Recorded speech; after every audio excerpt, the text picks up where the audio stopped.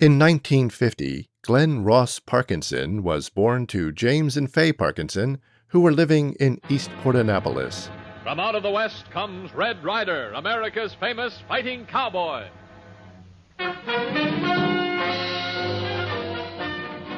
By 1950, the dominant medium of radio was giving way to this new thing called television. Although fewer than 10% of families had a TV at the time, that number would skyrocket to almost 1/4 by 1951, over 1/3 by 1952, and more than half by 1954. Children born in the aftermath of World War II were destined to become the first TV generation. We had one of the first TVs on our block. Superman flew into our homes when I was 2 years old. What makes Superman unique is his uncompromising commitment to moral excellence. As a child, I worshipped Superman as my hero.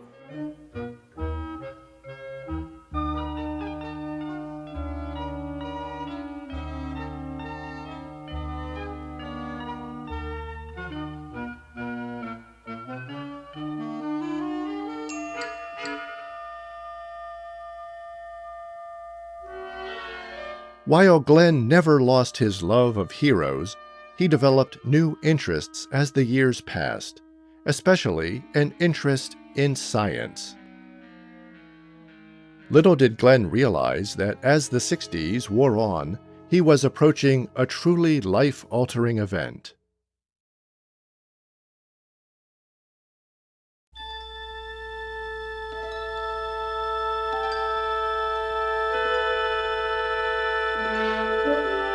Not even Superman, with all his powers, could outshine Gene Roddenberry's vision of a utopian future based on science.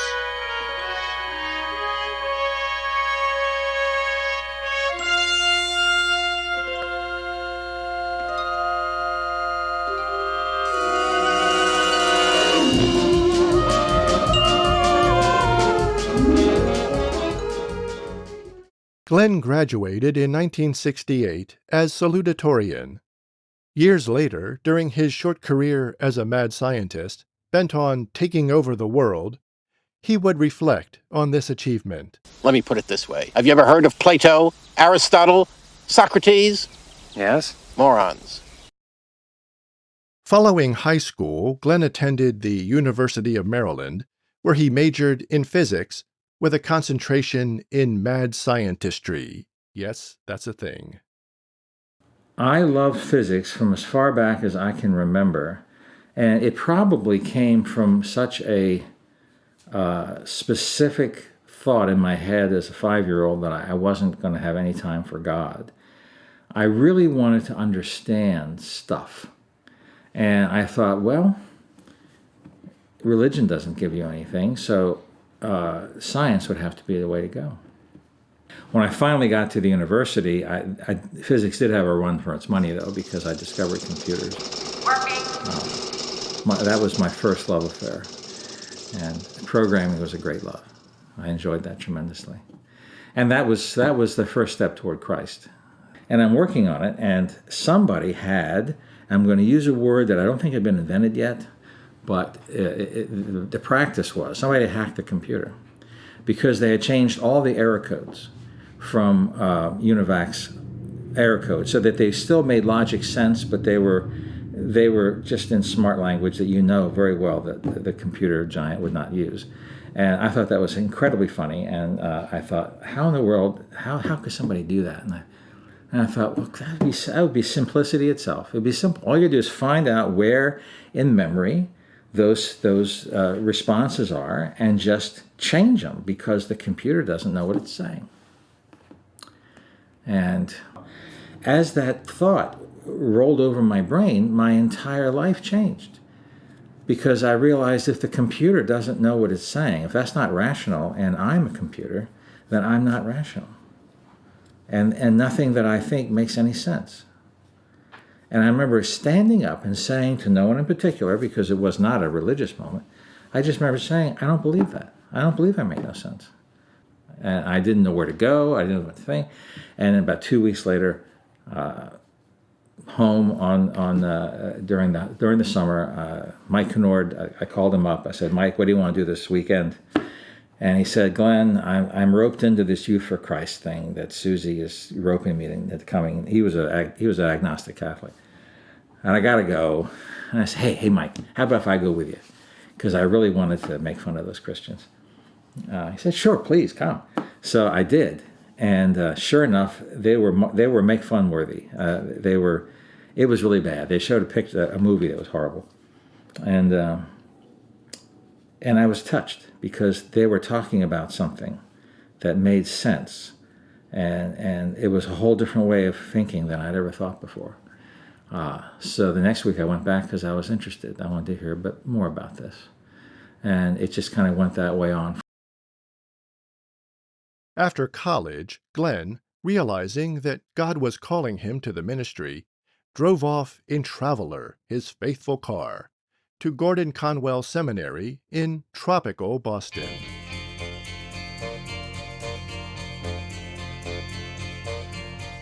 The first time we met must have been in the bookstore.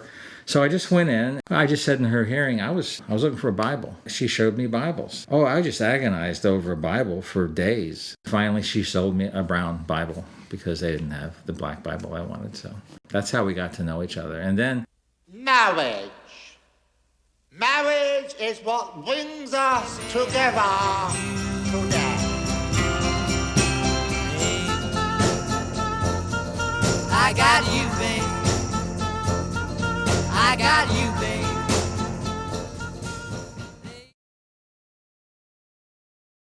After graduating from Gordon Conwell Seminary with his high school friend Mike Kennard, Glenn would go on to earn a doctorate, write several books, and hit the lecture circuit talking about culture and the Bible. To communicate with the people of his day, the Apostle Paul quoted their leading poets. He framed eternal truths in contemporary terms. I think if the apostle were preaching today, I believe he'd look to the leading lights of the songwriting industry to help him frame his message. And in that spirit, I would like to present to you one of the seminal thinkers of our time. Her debut single scored the highest of the year on Billboard's digital song chart, reaching a well-deserved #1 on iTunes video chart. Let's strip away all of the distracting music. Let's listen to a portion of her work, which I will read word for word, and let's appreciate what our own culture is capable of.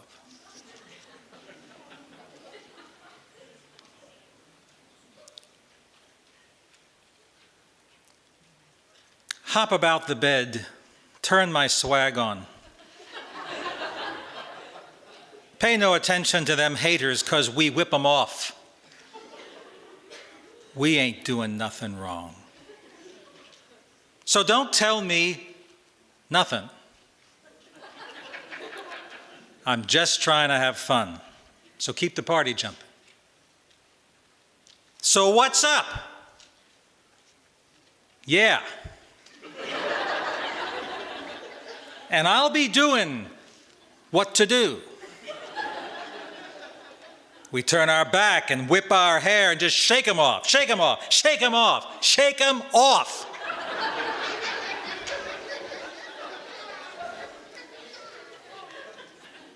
Don't let haters keep me off my grind. Keep my head up. I know I'll be fine. Keep fighting till I get there.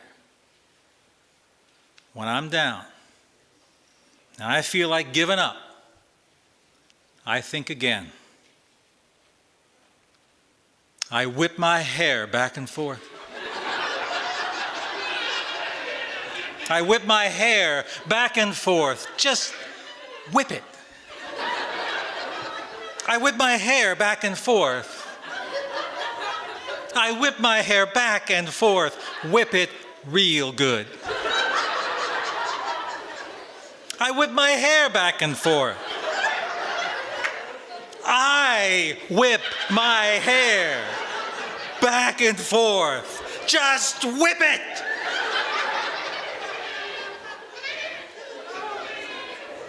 I whip my hair back and forth. I whip my hair back and forth. Whip it real good. I whip my hair back and forth. I whip my hair back and forth. Just whip it. I whip my hair back and forth. I whip my hair back and forth. Whip it real good. I whip my hair back and forth.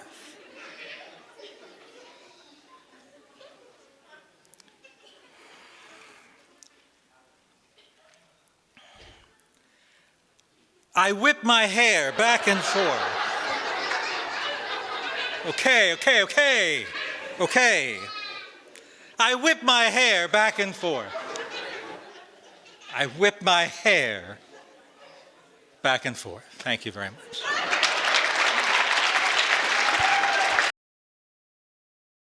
Glenn was called to pastor at Covenant Presbyterian Church in the wilds of New Jersey. Little is known of this period, as even the few surviving records are incomplete. The best evidence comes from recently recovered video, which unfortunately has deteriorated so that much of the audio and video is now lost to us. It appears to be a documentary created by Glenn himself some years later to document his time in this New Jersey. Few have ever intentionally gone into this wild land and returned. I'm one who has. I spent 5 years in the southern, more civilized sections of New Jersey. My trips to the north were few, but I've managed to put together some of the footage that I have so that we could see some of the challenges and the rewards. New Jersey, teeming with life of every variety, living together in a restless balance of to this land of heavy traffic of a strange, forbidding place, a land of shadows and... Unfortunately, that's all the video that has been recovered so far.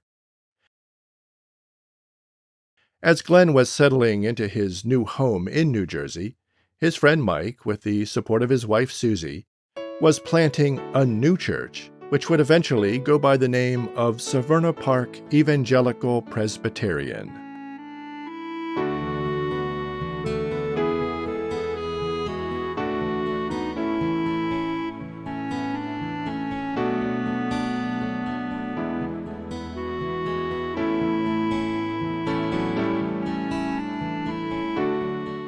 In 1981, after leaving the wilds of New Jersey and returning to civilization with his wife Mickey and their 2-year-old daughter Renee, Glenn joined our church as its first associate pastor.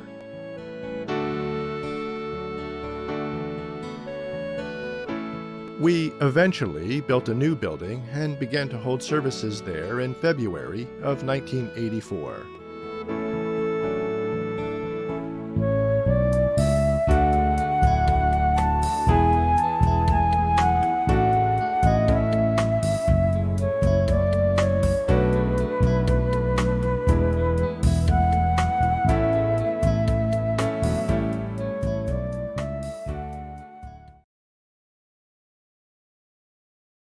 Oh, joy, rapture! I've got a brain! In 1986, Mike left us, and Glenn became our senior pastor.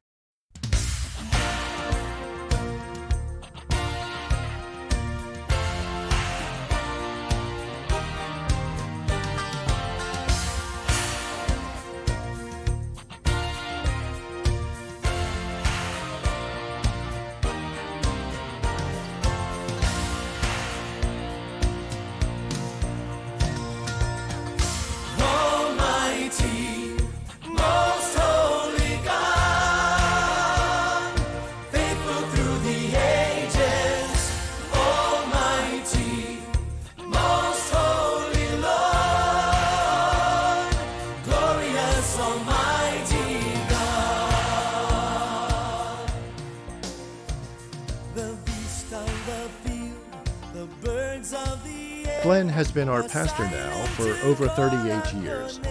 He has pastored some of our families for 3 generations, rejoicing in our births, baptisms, and weddings, weeping with us when we lost loved ones. Glenn, your teaching and shepherding will be greatly, greatly missed.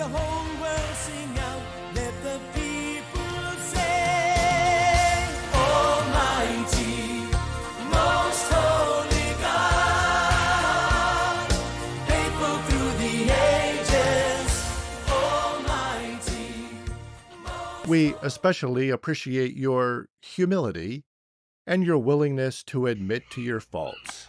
I've been very touched by some of the work of Right Said Fred. I can see you're broken up.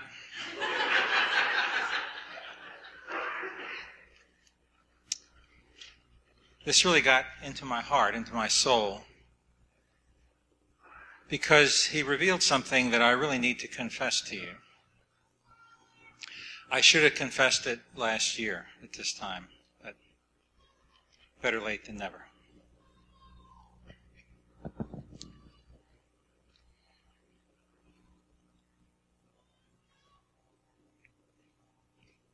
I'm too sexy for this shirt.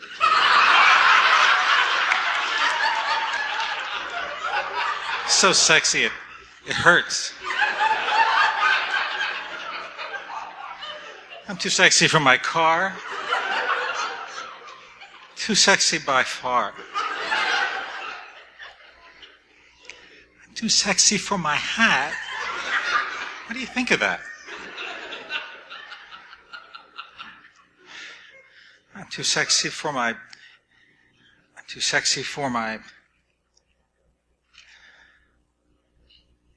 Mickey, I'm too sexy for the cat.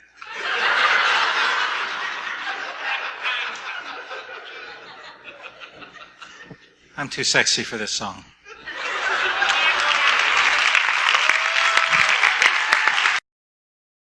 No one knows what God has for Glenn in retirement.